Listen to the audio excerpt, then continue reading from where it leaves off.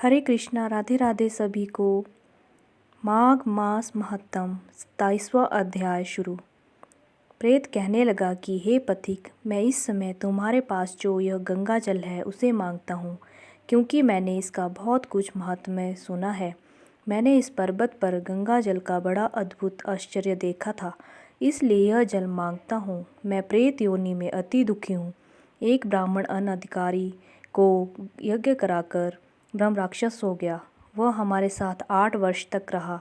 उसके पुत्र ने उसकी अस्थियों को इकट्ठा करके गंगा में कनखल स्थान में गिरवा दिया। उसी समय वह राक्षसत्व त्याग कर सद्गति को प्राप्त हुआ। मैंने प्रत्यक्ष देखा है, इसलिए मैंने तुमसे प्रार्थना की है। मैंने पहले जन्म में तीर्थ स्थानों में बड़े बड़े दान लिए थे और उनका प्रायश्चित नहीं किया था। इसी से मैं हजारों वर्ष तक इस प्रेत योनि, जिसमें अन्न और जल का मिलना अति दुर्लभ है, दुख पा रहा हूँ। इस योनि में मुझको हजारों वर्ष बीत गए। इस समय आप जल देकर मेरे प्राणों को, जो कंठ तक आ गए हैं, बचाओ। कुष्ठ आदि रोग से भी मनुष्य प्राणों को त्याग करने की इच्छा नहीं करता। देवद्युति कहने लगे कि ऐसे उस प्रेत के वचन सुनकर वह ब्राह्मण बड़ा विस्मित हुआ और वह अपने मन में विचारने लगा कि संसार में पाप और पुण्य के फल अवश्य आ पड़ते हैं। देव, दानव, मनुष्य, कीड़े मकोड़े भी रोगों से पीड़ित होते हैं। बाल तथा वृद्धों को मरण, अंधा तथा कुबड़ापन, ऐश्वर्य, दरिद्रता, पांडित्य तथा मूर्खता सब कर्मों से ही मिलता है। इस कर्म भूमि में जिन्होंने न्याय से धन इकट्ठा किया वह धन्य है। यह सुनकर प्रेत गदगद वाणी में बोला, हे पथिक, मैं जानता हूँ कि आप सर्वज्ञ हैं। आप मुझको जीवन का आधार जल इस प्रकार दो जैसे मेघ चातक को देता है। तब पथिक कहने लगा कि हे प्रेत, मेरे माता पिता भृगु क्षेत्र में बैठे हैं, मैं उन्हीं के लिए जल लाया हूँ।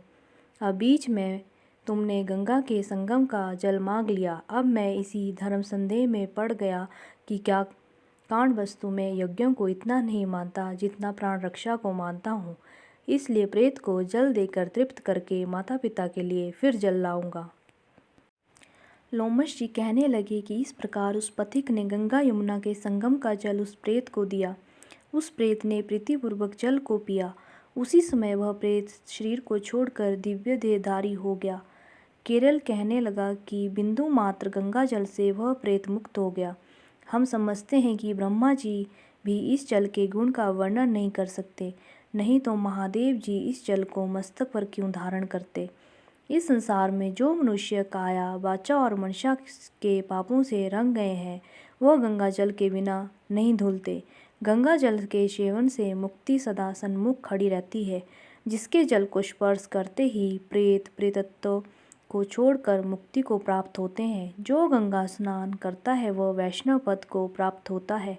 यदि संबंधी लोग गंगा जल से तर्पण करें तो नरक में रहने वाले पितर लोग स्वर्ग में चले जाते हैं और स्वर्ग में रहते हुए ब्रह्मत्व को प्राप्त होते हैं। गंगा जल के समान और कोई मुक्ति का साधन नहीं है। वह प्रेत वहाँ से चला गया और 1 मास में जब माघ मास आया तो उसने सुने हुए प्रयाग महात्म्य के अनुसार गंगा यमुना के संगम पर स्नान करके पिशाच शरीर को धारण कर भक्ति पूर्वक नारायण की स्तुति करता हुआ वह द्रविड़ देश का राजा गंधर्वों से सेवित उत्तम विमान पर बैठकर इंद्रपुरी को गया।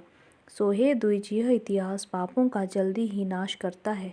इसमें धर्म का ज्ञान होता है। यह पुण्य, यश तथा कीर्ति को बढ़ाने वाला है, ज्ञान तथा मोक्ष का देने वाला है। तुम भी सद्गति पाने के लिए प्रयाग चलो। वहाँ पर हम ऐसा स्नान करें जो देवताओं को दुर्लभ होता है। वहाँ पर श्राप से पैदा हुआ पिशाचपन सब नाश को प्राप्त हो जाएगा। इस प्रकार लोमश जी के मुख से अमृतमय मधुर कथा को सुनकर मानो अमृत पीकर सब प्रसन्न हुए और पाप रूपी समुद्र से पार हुए। उन्हीं के साथ सब लोगों ने दक्षिण दिशा को प्रस्थान किया। माघ मास महत्तम 27वां अध्याय समाप्त। हरे कृष्ण कृष्ण कृष्ण हरे हरे, हरे राम राम राम हरे हरे। राधे राधे।